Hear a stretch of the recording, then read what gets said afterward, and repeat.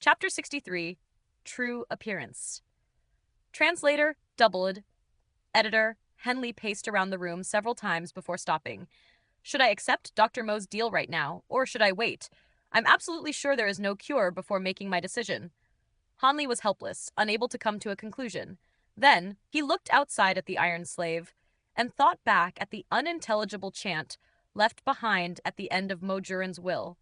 A sense of curiosity rose within his heart as he prepared the steps to control the Iron Slave. Han Li bent down and retrieved from within the pile of items a brass bell small enough to fit in the palm of his hand. The brass bell was delicately crafted with harmonious proportions that made it look pleasing to the eyes. With one glance, he could tell that it was the work of a skilled artisan. The only difference this bell had from an ordinary one was the bell frame, which had faint traces of bloodstains, making it particularly eye-catching. Han Li carefully inspected all the features of this so-called soul-guiding bell. From its surface, he was unable to see what was so special about it, but by following Mojur instructions, he could control the frightening Iron Slave. Such an object was inconceivable. Han Li held onto the small bell with his left hand and a dagger with his right hand. Slowly and cautiously, he walked out past the stone door and approached the Iron Slave. When he was 20 feet away from the large man, he stopped walking, unwilling to move any further. If he moved even 1 foot closer, he might not be able to protect himself from any accidents. At this moment, the Iron Slave was standing straight with his back faced towards Han Li. Dang! A crisp and clear sound rang out from the bellofter. Han Li used his dagger to softly hit the copper bell. Han Li briefly wrinkled his eyebrows. The sound was the same as that of a normal clock, so how could it possibly control the Iron Slave? His heart wavered slightly. His body shrank down a little as he prepared himself to run back to the stone room at the first signs of failure. Hearing the ringing from the bell, the Iron Slave's shoulders shook almost imperceptibly. Seeing this reaction, Han Li felt delighted, and he quickly continued to strike the bell. Dang! Dang! The bell sounded out in quick succession, and the Iron Slave's body shuddered accordingly until even his walking became staggered, unable to stand firmly, causing him to finally fall face down on the ground, unconscious. The Iron Slave's immense body, upon impact with the ground, unsettled a large amount of dust that caused the unprepared Han Li to sneeze consecutively, making him look battered and dirtied. But at this time, Han Li could care less about his appearance. He quickly pounced on the Iron Slave and reached his hands out to tear away his cloak, revealing a bloated face that shocked and absolutely horrified Han Li. Han Li forcefully endured the uncomfortable feeling within his heart, unwilling to continue to inspect the Iron Slave anymore.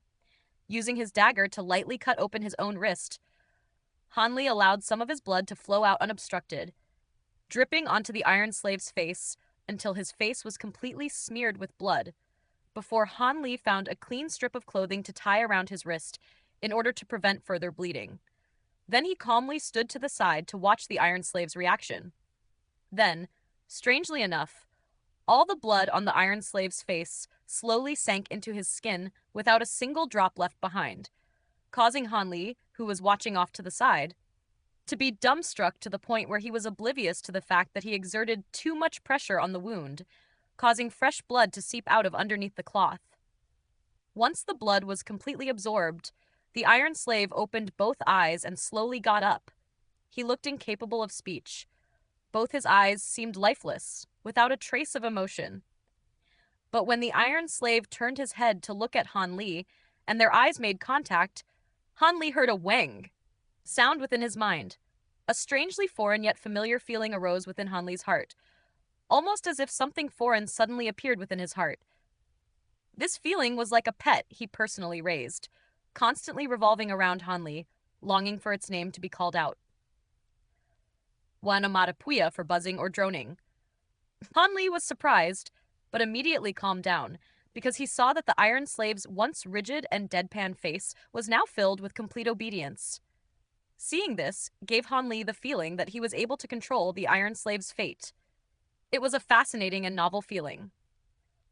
Han Li suppressed his pleasant surprise and calmly gave the large man a command to test his limits. Go and tear that stone wall for me. Without saying a single word, the iron slave walked over to the stone door with a few large strides, raised his two fists together above his head like a large hammer, and with 3 to 5 strokes smashed apart the door. As swift as a wind, he returned to Hanli's side, awaiting his next command. Hanli, who had been downcast from reading Mo Jurin's will, could not resist any more and grinned widely from ear to ear. With this strong helper always waiting for orders, would there be any normal dangers in the future capable of harming him? Han Li was thinking about his wonderful future while he fervently sized the giant man from head to toe. The more he looked at the giant man, the happier he felt. His originally ugly view of the man now seemed more pleasing to the eye, even going as resembling a familiar face to Han Li. A familiar face? Han Li was both frightened and shocked by his own realization. How could he think that this ugly face looked familiar when it was his first time seeing it? Faced with these questions, Han Li started to closely investigate the giant's man's nose and eyes in an attempt to find the answer. Gradually, he discovered that if he were to take the giant man's bloated face and shrink it to its original size, this face would not be considered ugly to look at. In fact, the Iron Slave's face would even look honest and straightforward, giving Han Li a sight he found both familiar and horrifying. Han Li's face turned pale. After half a day of silence, he reached out both hands to gently touch the giant man's face. "Brother Zhang, is that really you?" His words sounded downcast, making him appear to be tranquil. The face he had pieced together was remarkably similar to that of his good friend, Zhang Ti. Thinking back to Dr. Mo's last few ineffable words, Han Li was completely sure that the giant man and Zhang Ti were somehow closely related. Was it really as it was described in the letter? If the giant man was made from Zhang Tai's empty body, then his soul was already long gone. But how did his body become so huge and frightening?